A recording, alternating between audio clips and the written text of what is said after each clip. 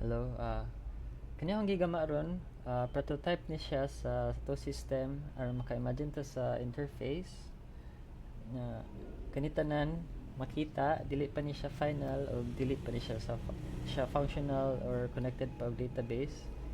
Nya kanang mga features makita, mga examples lang ni sila. So far mo ni ato ang interface karon, ako pagkakaroon ako ra nagi-bypass ang kaning authentication aron mag-ditso-ditso ta sa makita aning tagsa-tagsa. So sa salesman kani mogamit na sila og duha ka tablet. Nya sa tablet pwede ni sila maka-picture atong product na gihatag sa customer. Nya ma-identify ni siya sa AI tapos mo reflect po ng gipicturan sa inventory aron maka-search dayon si salesman na naaba ni siya na product. Then if wala, mo report ni siya sa tag-iya na para na siya data na makahibaw na wala siya na product. So na metrics. Then sunod anita sa inventory manager or si partsman, gamit ni siya og tablet or maka-update ni siya sa inventory and maka-process sa returns og ting receive og mga purchase orders. Sunod anito sa cashier, mo process ni siya sa mga orders gigama sa mga sales associate. So mo finish ni siya sa transactions, mo record sa order. Anita sunod sa admin, si admin atong gag role na mo generate sa pricing, mo control sa pricing, mo coordinate sa supplier, mo create og purchase order, nya makakita pag reporting gidagmay. While si owner more detailed niya reporting, kita siya atong mga need atong mga products, then maka kita sa insights sa inventory, like pili halin anong orasa, then kaning maka-approve ta og workflow sa mga purchase orders, like ken tahay si administrator magama ni siya og purchase order, then need pa i-approve ni owner. So mahog na paperless atong system. So let's start with sales associate. So sales associate mo ni atong salesman, sugod ko ni products. So sa atong products, natay features na ma-search, then maka-identify sa parts, then maka-filter ta sa atong search. So sugod ta mag-recognize of parts. But this is just for example lang na mo butang sa latag random image niya. For example, nara po siya random results. So as you can see, naka-identify siya unta, then mo ni atong results, then pwede na ito ni ma-add to order, and makakita ra po to sa details aning product. So sa atong product, kabaw ta asa dapita siya sa warehouse or sa bodega. Kita ta sa kisay manufacturer, sa atong gi-assign na SKU, may OEM number, makaset po to sa pillar warranty nya. Muni ato ang need na information na compatible siya sa mga lain-laing sakyanan. So nani siya between these years, then usay mga brand sa sakyanan. Sa inventory makita po ni siya si salesman og wa na stock or ni stock, then gamay na pag-stock. Makita po to sa supplier usahay. Then sige, mo saway ta gama og order. First mo record taon na kaysa atong customer, select tag usa, select tag products atong i-add sa order. Sa tulo ka air filters nya mag-search ta og product.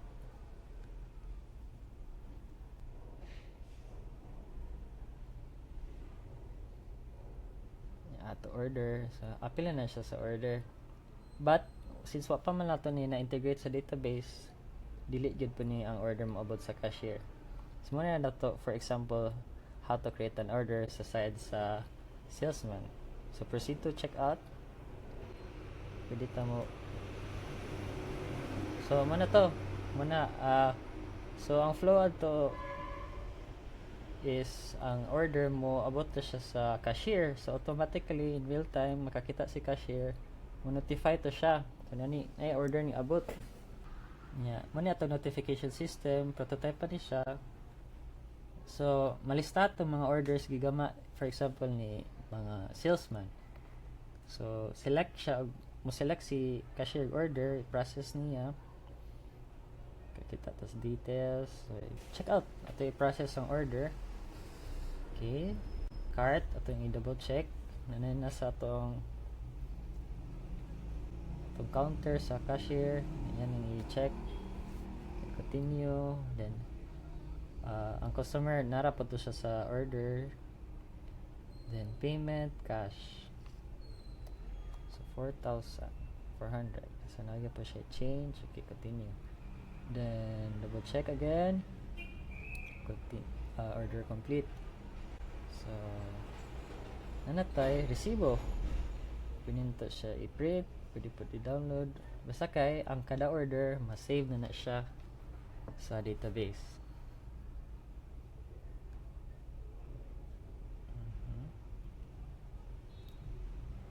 Okay, so manata sa sales. Ay kaning sales aspects. So, cashier o si sales associate. Then, proceed ta ni parts manager.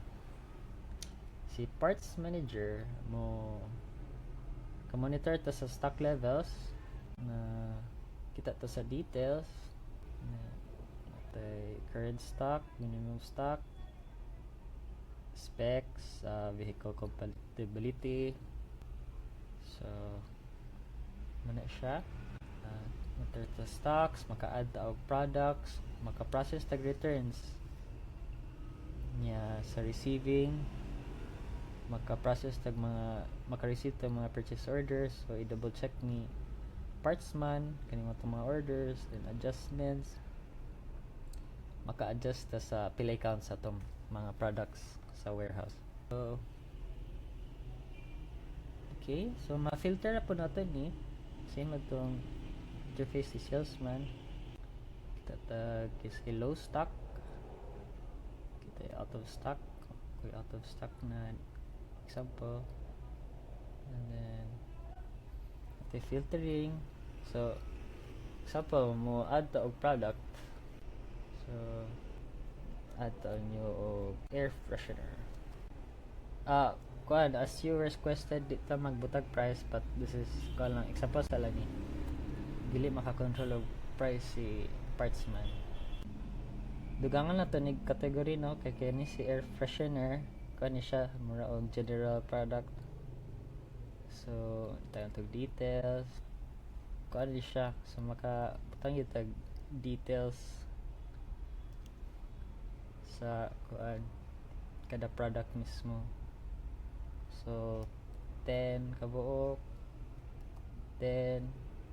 So kuha na nato ni kani mga input na cost, then assign na to asa sa gibutang. Wala man tay compatibility kay air freshener raman, so ato ni save. So na air freshener and price stock 10. So sila no o kuan, but wa pa ni na reflect sa tinuod na database, kuan na lang siya for viewing. Okay, next feature sa returns processing. Kani mga orders ni siya sa mga customer na to.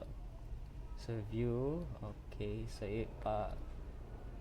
si kuan man ni si salesman may mo gamaan ni mga returns. Then i-process ni inventory para ma-assess niya o ibalik siya sa warehouse or nga na. Okay ra day. So nabalik ra no. So naratay mga data ani sa mga returns. And sa receiving, receive ta og mga orders gikan sa mga supplier, good.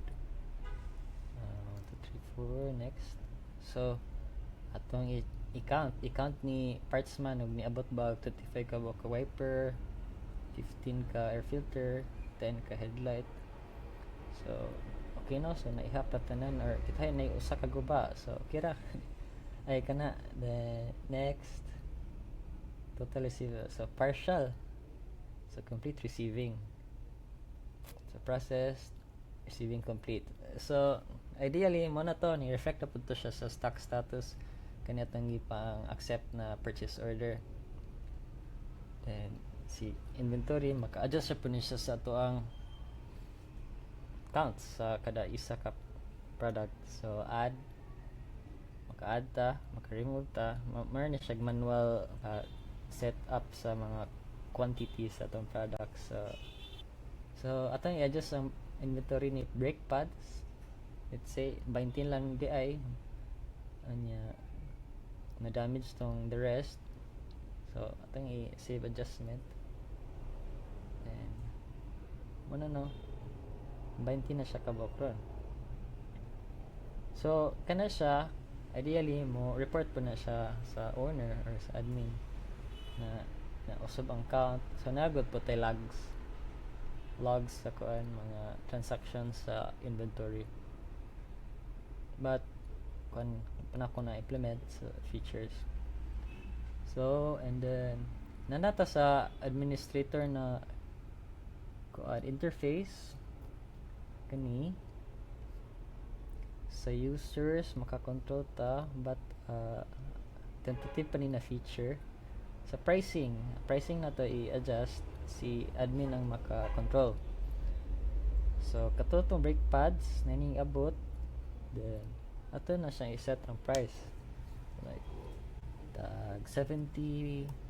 Kakita ra pa to sa margin diretso na i-auto calculate na siya. Then save na to changes.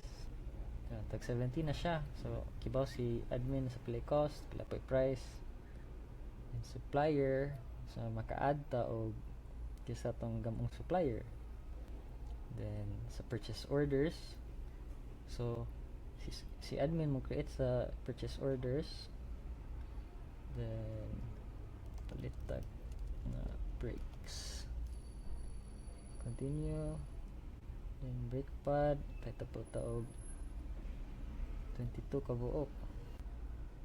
And then ito na siyang approve, continue, then create tag purchase order. Okay, so ang tong purchase order muna po tayo data padong ni inventory manager. So siya na po mo process atong receiving. Kita po si admin og mga reportings ginagmay. Sign out, then administrator kani administrator to analytics mo ni atong makita sa administrator. Di pa ni siya to final, but natin mga revenue trend no, anya category, pili halinon na mga category. Then kita po tag performance sa atong salesman, pili ang sales, pila po target na to gi-assign. Inventory manager kita ta tong katong image search bitaw, apil anta na siya diri sa image search na makakita ta sa trends sa tong image mismo or sa tong product na kita. Seasonal. So kita po tag sales sa atong mga kada buwan-buwan o gamay stock, hapit na mahurot stock. Kani katong mga purchase order na to, since si admin mo generate, then si owner na po mo approve. Ito na approve no. Pricing adjustment si admin, so approve ka. Discounts adjust approved. Then kani sila panit di pata ko ni unless needed. Then kanina feature temporary ni or if dili pa need. Then so dako ta o possibility or sabutan nato mga features sa itong system sa kuan. So far mo naman to overall. Last is saan na to pag-process of returns. Select the customer and kanya to order. Okay, check. So initially si salesman mo receive, then i-process ni inventory manager or si partsman, then muna siya, or si cashier mo issue og refund.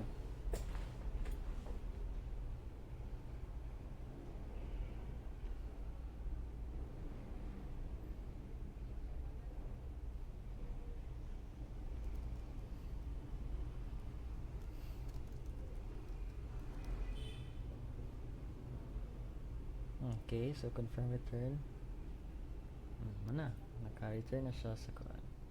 So overall, multi-flow sa system. Sa imong mga requested na features. And thank you very much.